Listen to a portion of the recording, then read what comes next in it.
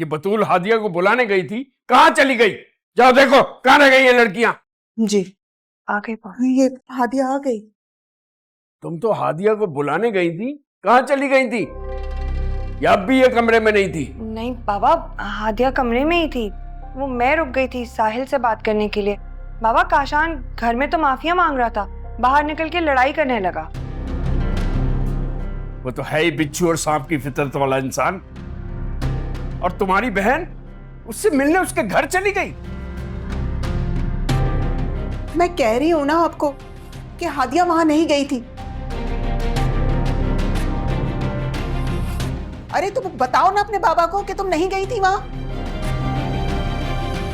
मैं झूठ नहीं बोलूंगी अम्मी।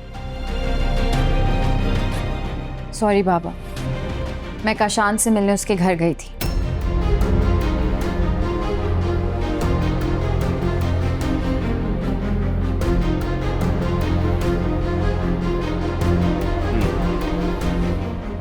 बताओ अस्मा, तुम तो कह रही थी कि आज हादिया घर से बाहर ही नहीं निकली। अम्मी को नहीं मालूम था बाबा। तुम क्यों गई थी वहां? काशान का असली चेहरा देखने। देख लिया? जी, और अगर वो चाहता तो अपनी माँ की बेइज्जती का बदला लेता, मेरी इज्जत को तार तार करता।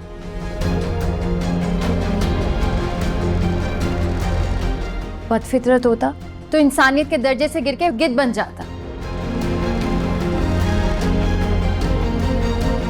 और बाबा आपकी कसम, उसने मुझे मैली आंख से देखा तक नहीं है।